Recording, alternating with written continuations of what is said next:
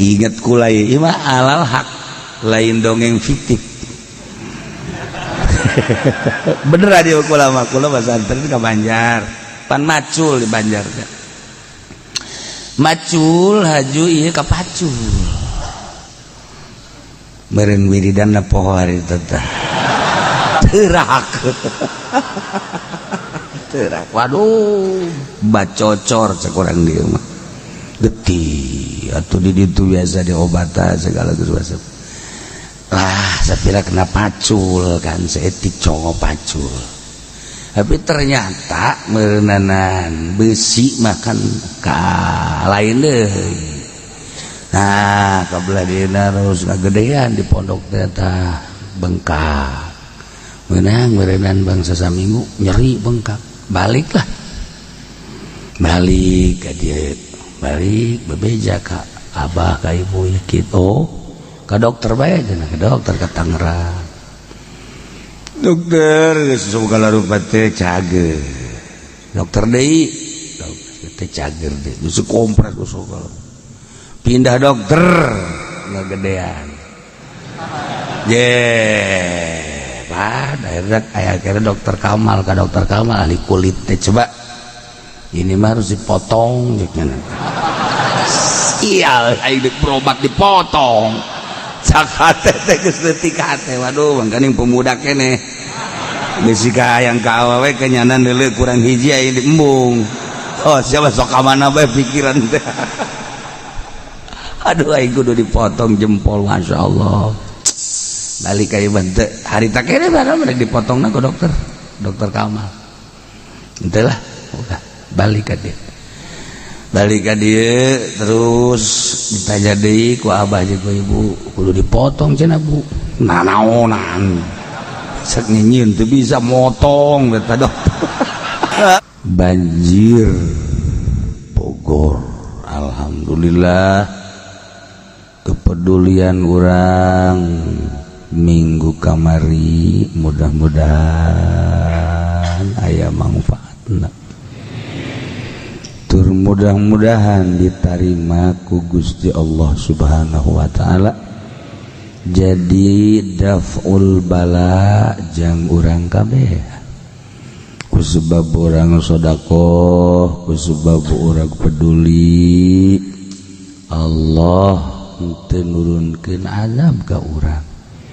sok sieun ngarembet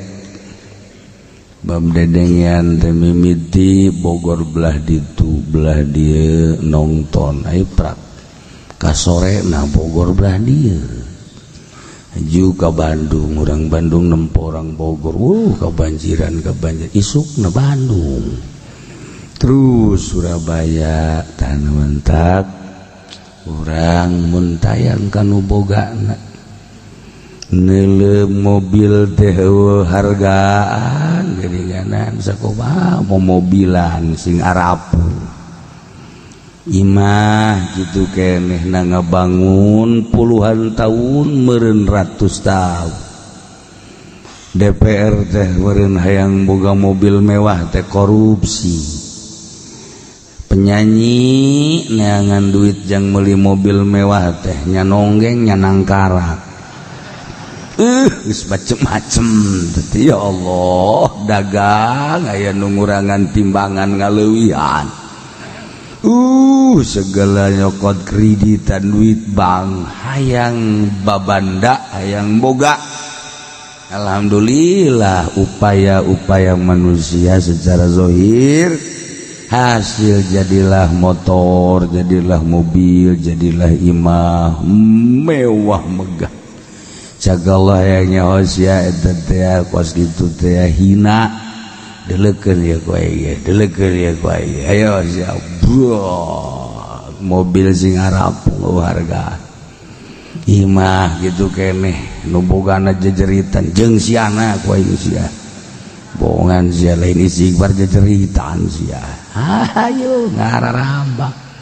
masyaallah hayangnya ohinana dunya tah ketika Allah nembongkeun kamahagagahan Allah lain usia nu aing ayo araku ku sia tah aku ngaku ku sia tah ku aing dirusakeun nu aing teh mantak lamun urang ibadah masih keneh ngaku-ngaku ka diri urang ka ibadah urang eta mah ibadah TK nu kos kitu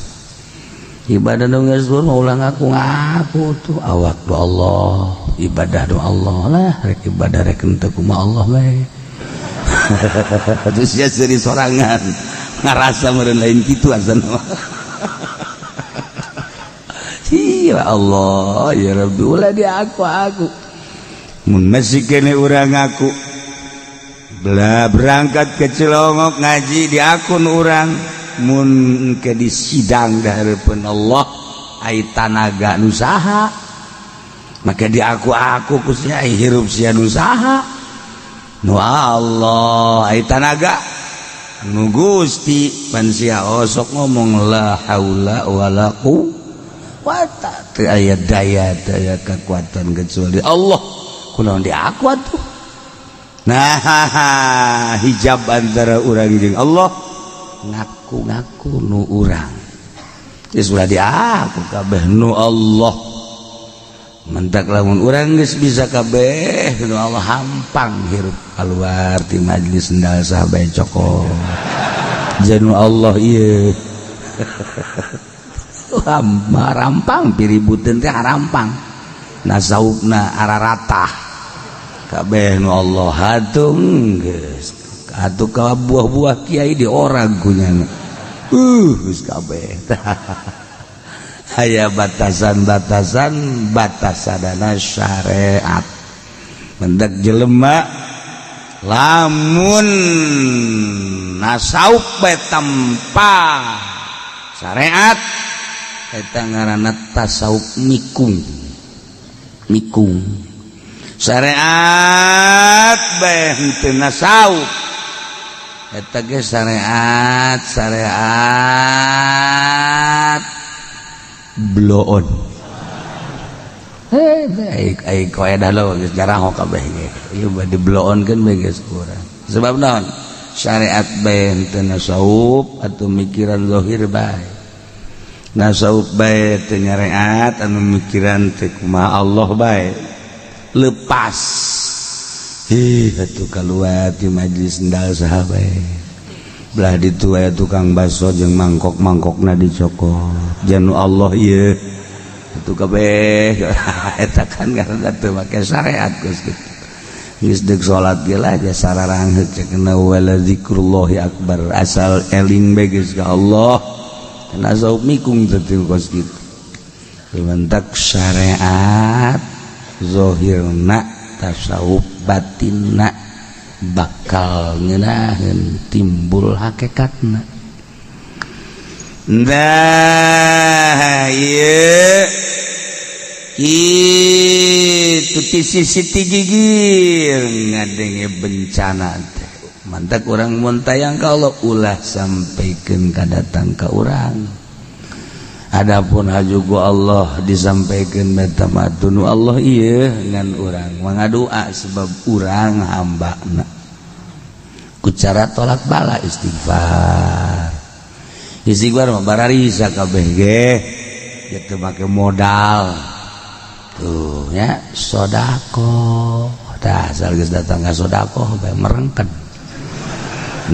istighfar mah atuh teh ziarah ka kuburan badara rek gitu tapi coba ziarah ka adik ziarah ka kakak ziarah ka uwa anu bereun uwa urang karunya teu susah urang zarahan ka ditu yuk urang manjangkeun rahmi yuk urang ka ditu urang subeuseun dapuran tah urang sumbang dapurna embung mending ziarah ka kuburan we jakena nu menta ka kuburan hampang zarah ka kuburan paling geh mere kolotrak kadenya tuh nu kolotrak itu mah mana gede ilmu ge anu teu lokok kolotrakan mata eta nu gede anu kokolotrakan malah leutik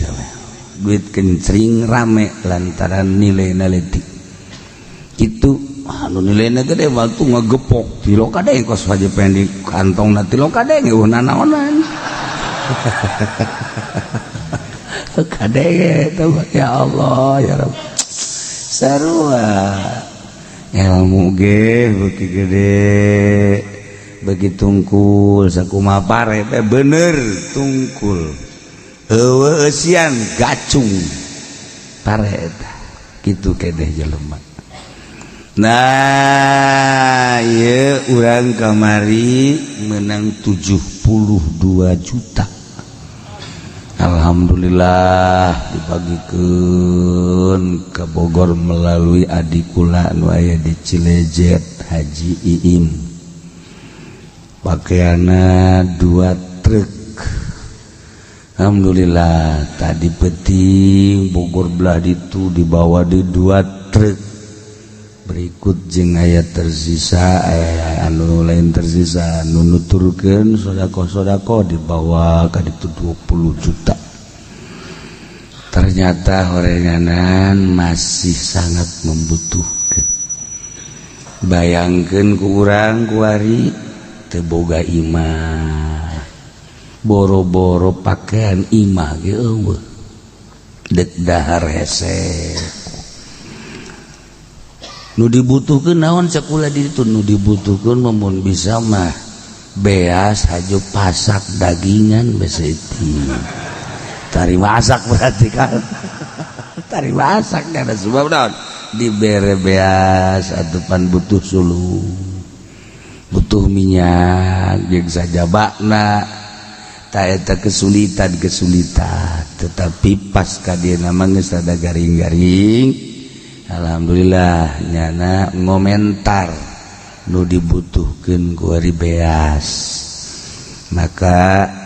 untuk minggu kedua ieu dipersilahkeun ka santri donatur deui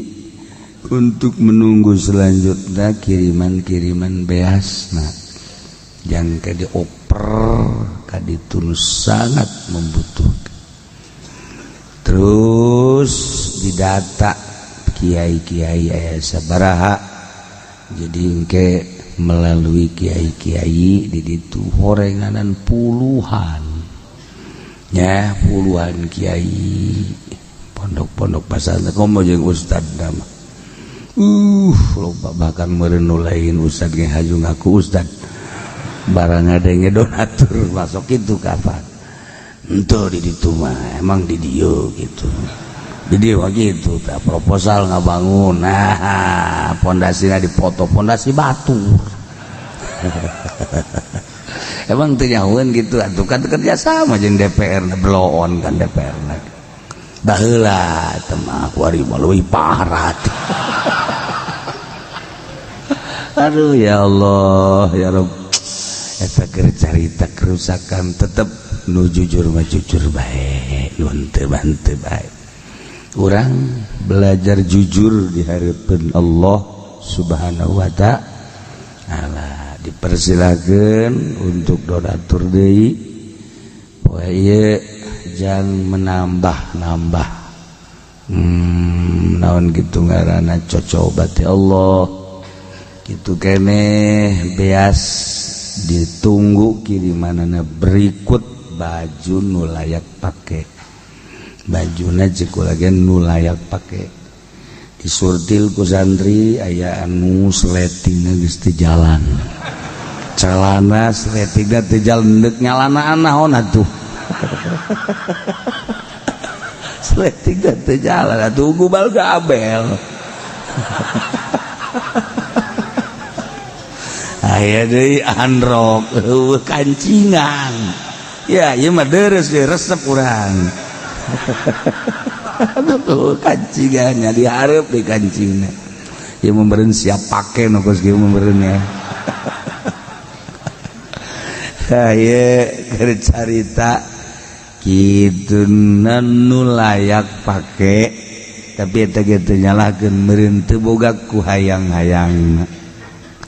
eueuh bikeuneun iwal ti eta eueuh masalah diaromean heula. Nah ieu jeung minggu selanjutnya anu bener-bener urgen sangat aya nu masih keneh can kajamah ku donasi lantaran teu bisa nyampe ka ditu. Nah nu keur penting mah langsung urang dituna. Langsung urang dituna nu bakal naon gitu ngabagikeun ka langsung jadi teu di posko-posko. Ka sasaran-sasaranana. Masya Allah. Nah ieu urang niatan lidafil bala supaya ieu ulah terus-terusan ulah datang ke daerah-daerah anu ku Gusti Allah can dikenaan musibah belah dieuna belah dituna siksa supaya ulah terjadi deui urang peduli walaupun saperak dua perak walaupun secuil jang lidaf ini bala gitu Pak.